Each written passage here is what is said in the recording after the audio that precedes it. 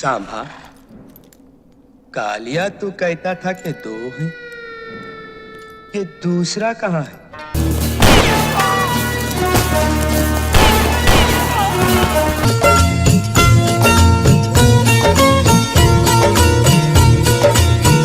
वो तो बहुत ही अच्छा और नेक लड़का है, लेकिन मौसी एक बार शराब पी ली ना, फिर अच्छे बुरे का कहाँ होश रहता। दोस्तों, माया नगरी मुंबई में एक्टर्स और डायरेक्टर्स के कैंप होते हैं, या यूं कह लें कि गुटबाजी होती है, और हर दौर में इस तरह की गुटबाजी होती रही। आज तो यह गुटबाजी इतना हावी है कि निर्माता और निर्देशक दूसरे खेमे के अभिनेता या अभिनेत्री को अपने प्रोडक्शन में काम तक नहीं देते हैं। कई बार तो उनके बीच की दुश्मनी की कहानी भी मीडिया के जरिए सामने आती रही। लेकिन तमाम गुटबाजी और खेमेबाजी के बावजूद भी माया नगरी मुंबई के कुछ एक्टर्स और डायरेक्टर्स के बीच बेहद संजीदा रिश्ते भी बने, जो भाईचारा और इंसानियत की नजीर पेश करते हैं। कई ऐसे रूहानी और आत्मिक रिश्ते हैं जिन्हें कोई नाम देना मुश्किल होगा। बस इतना ही कहा जा सकता है कि रिश्ते को कुछ यूं निभा रहा है वो कि उसके सारे गम चुरा रहा है वो।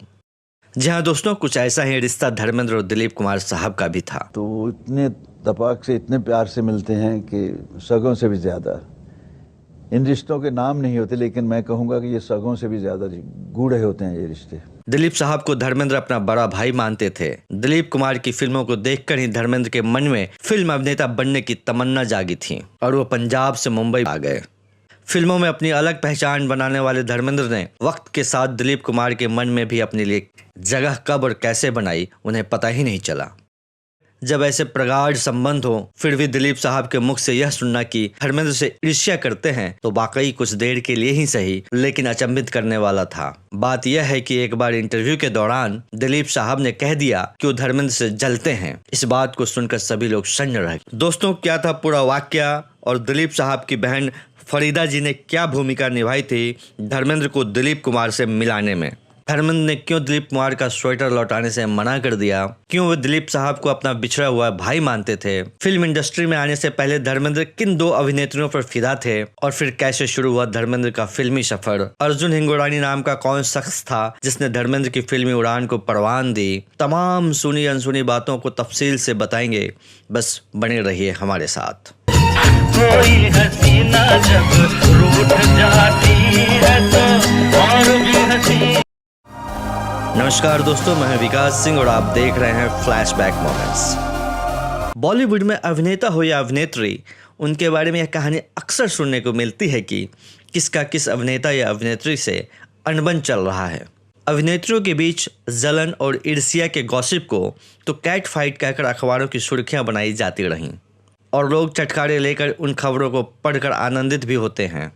लेकिन मामले का कुछ अलग मोड़ ले लेना तब लाजमी होता है जब दिलीप साहब जैसे अभिनेता ने धर्मेंद्र के बारे में कुछ कहा हो, खासकर तब जब दोनों एक दूसरे को भाई की तरह सम्मान और प्यार देते हों। तुम्हारी इसी जलन ने मुझे एक बार नहीं 10 बार नुकसान पहुंचाने की कोशिश की है। ये गलत है। ये गलत नहीं है, ये हकीकत है। तुम ये भूल रहे हो कि इस वक्त तुम कहाँ हो और किससे बातें कर रहे हो? अरे हाँ, मैं तो भूल ही गया था। वक्त लूटा है, मना लेंगे। आइए पहले हम जानते हैं कि धर्मेंद्र की मुलाकात दिलीप साहब से कैसे हुई।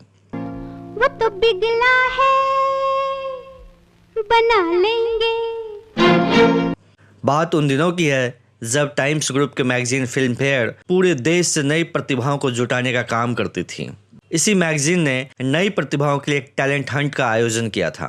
धर्मेंद्र ने इस मैगजीन के लिए अपनी फोटो भेज दी और उनका चयन भी हो गया। धर्मेंद्र को स्क्रीन टेस्ट के लिए मुंबई बुलाया गया। मुंबई आने के बाद उन्हें दूसरे प्रतियोगियों के साथ ही एक होटल में ठहराया गया था। सुबह उन सबको जब एक बस में भरकर फिल्म सिटी ले जाया गया, बस में ही उनकी मुलाकात एक ऐसे शख्स से हुई जो आगे चलकर उनकी जिंदगी बदलने वाला था। उस शख्स का नाम था अर्जुन हिंगोरानी।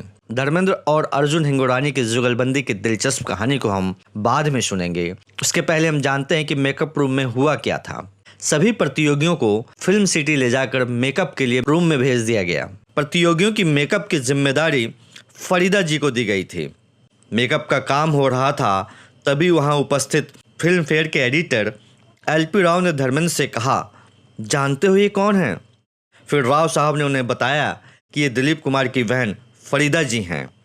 चूंकि धर्मेंद्र दिलीप कुमार से ही प्रेरित होकर अभिनेता बनना चाहते थे और उनसे मिलने की तमन्ना वो मन में संजोए हुए थे, और बात यह भी थी कि धर्मेंद्र ने दिलीप कुमार को पहली बार जब स्क्रीन पर देखा था तो उन्हें लगता था कि हम भाई हैं। एडिटर फिल्म फेयर के थे LP राव, उन्होंने मुझे कहा, धर्म जानते हो ये कौन है? मैंने कहा कौन है ये दिलीप साहब की बहन है फरीदा। तो मुझे तो ऐसे लगा कि मैं कब इससे कहूँ कि मैं यूसुफ साहब से मिलना चाहता हूँ, उनसे मिलूंगा जाके।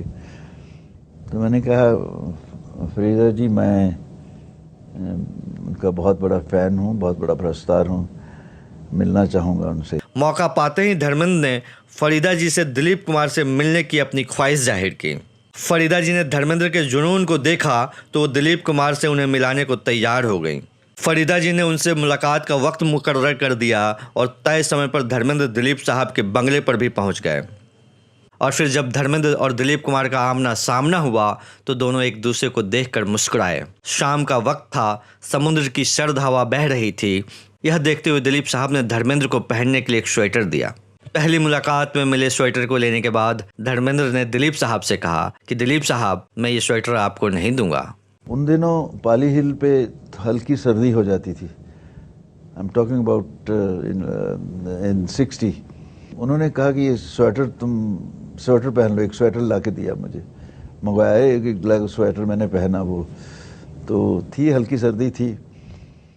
तो मैंने आते आते कहा कि यूसुफ साहब ये मैं स्वेटर आपको नहीं दूंगा। कह रहे हाँ लेके जाओ, तुम रखो। नहीं, मैंने कहा मुझे ऐसा प्यार से आपने दिया है। तो उन्होंने कहा अच्छा, हाँ ले लो, तुम ले लो। दोस्तों, इस तरह धर्मेंद्र अपने आइडियल दिलीप कुमार जी से मिलने में सफल हुए और उनका पहला सपना पूरा हुआ। लेकिन उनका एक्टर बनने का जो सपना था, उस सपने को पूरा करने के लिए उन्हें काफी पापड़ बेलने पड़े। आखिरकार वही शख्स काम आया जो उनके साथ एक प्रतियोगी था, यानी अर्जुन हिंगोरानी, जिसकी चर्चा हमने पहले की थी। अर्जुन हिंगोरानी ने धर्मेंद्र के फिल्मी सपने को परवान चढ़ने में खूब मदद की।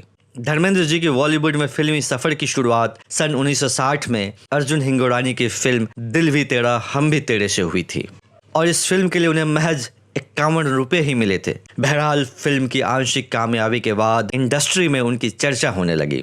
उसी साल निर्माता S मुखर्जी ने फिल्म लव इन शिमला बनाने का ऐलान किया। फिल्म की हीरोइन की मुख्य भूमिका में साधना जी थीं। तेरी तस्वीर चली आई है बहलाने को और दीवाना बना रखा है दीवाने को।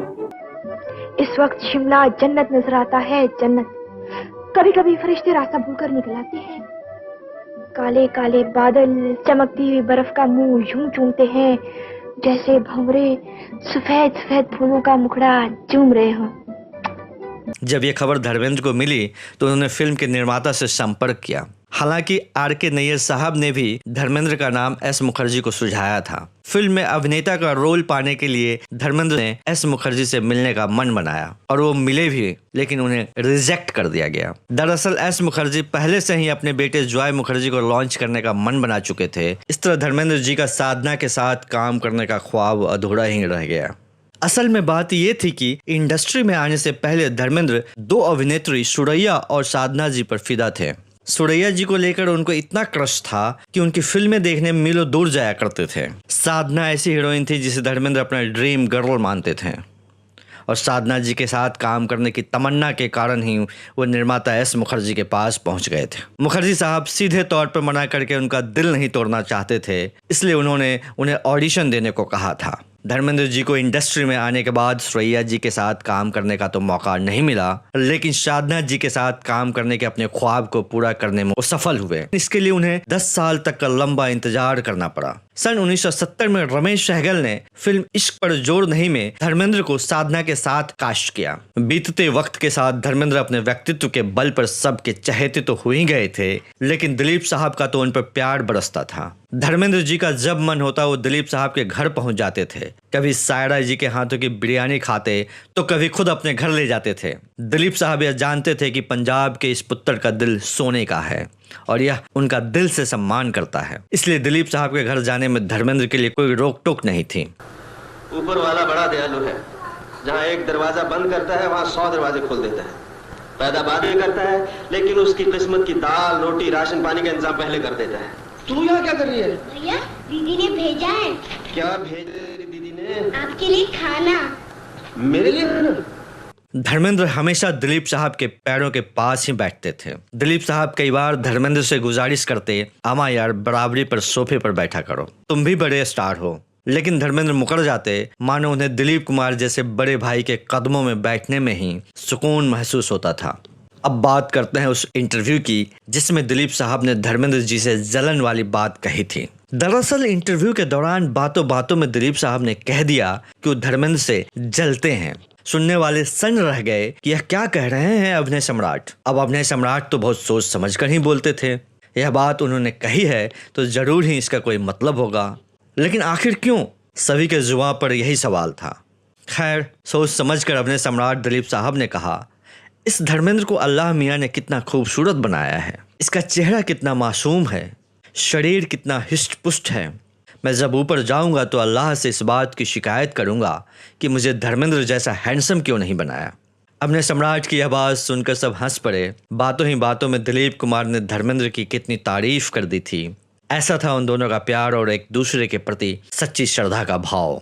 समय के साथ साथ धर्मेंद्र और दिलीप साहब का फिल्मी सफ़र अपनी अपनी रफ्तार से चलता रहा, लेकिन धर्मेंद्र को इस बात का मलाल हमेशा रहा कि वो दिलीप साहब के साथ फुल फ्लेज्ड भूमिका वाली किसी फिल्म में कभी स्क्रीन शेयर नहीं कर सके। धर्मेंद्र को दिलीप कुमार के साथ केवल एक ही बार काम करने का मौका सन 1966 में मिला था, वह भी एक बंगाली फिल्म में जिसका नाम पारी था। इसी एकमात्र फिल्म में दोनों ने एक साथ काम किया था। इस फिल्म को डायरेक्ट किया था जगन्नाथ चटर्जी ने और फिल्म की कहानी जरासंध द्वारा लिखी गई थी। इस फिल्म का गाना बंधुरे किमोन कोरे पारी को लोगों ने खूब पसंद किया था।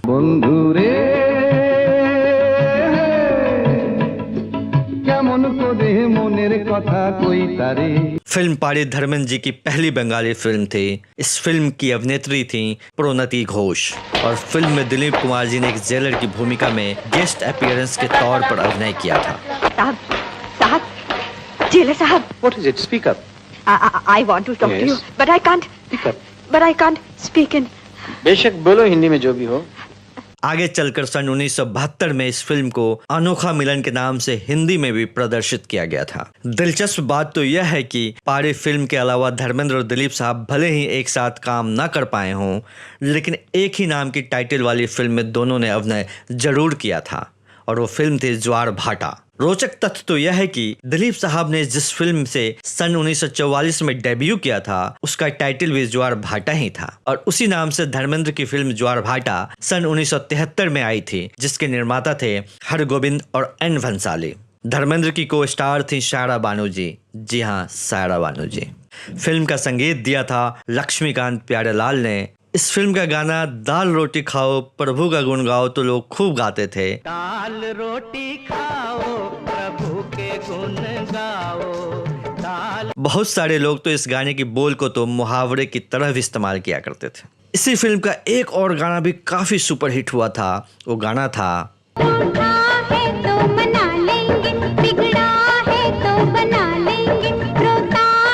हालांकि धर्मेंद्र को दिलीप साहब के साथ एक और फिल्म में काम करने का मौका बाद में मिला और उस फिल्म का नाम था चाणक्य, जिसमें दिलीप साहब चाणक्य और धर्मेंद्र चंद्रगुप्त मौर्य बनने वाले थे। लेकिन किन्हीं कारणों से फिल्म फ्लोर पे नहीं आ पाई और इस तरह से धर्मेंद्र का दिलीप साहब के साथ फुल फ्लेज्ड भूमिका वाली फिल्म में काम करने का सपना अधूरा ही रह गया। थोड़ी देर में एक इलेक्ट्रिकल असर मुझ पे हुआ। वो देखिए, वो सामने बैठे। प्लीज आइए, प्लीज आइए, प्लीज आइए, प्लीज आइए। और एक और इंडियन सिनेमा के द मोस्ट हैंडसम मैन।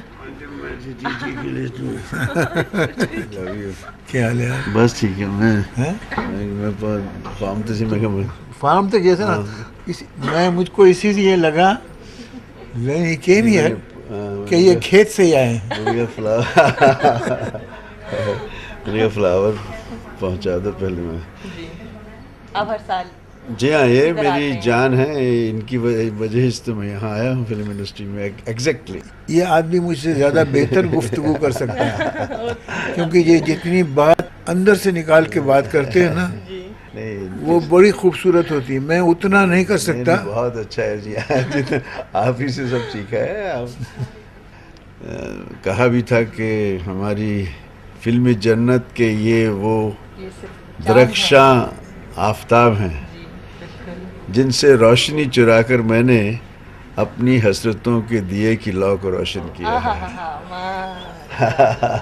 सही बात है, उसी से ये दिया चल रहा है। और गाहे बगाहे जफ्फी डाल के आ जाता हूँ, फिर मुझे वो पावर मिल जाती है और मैं चाहता हूँ। जज्बात भरे रिश्तों से मोहब्बत का सबक सीखते हुए आज के इस एपिसोड को मैं यहीं अंत करता हूँ। अपने दोस्त और होस्ट विकास सिंह को दीजिए इजाज़त।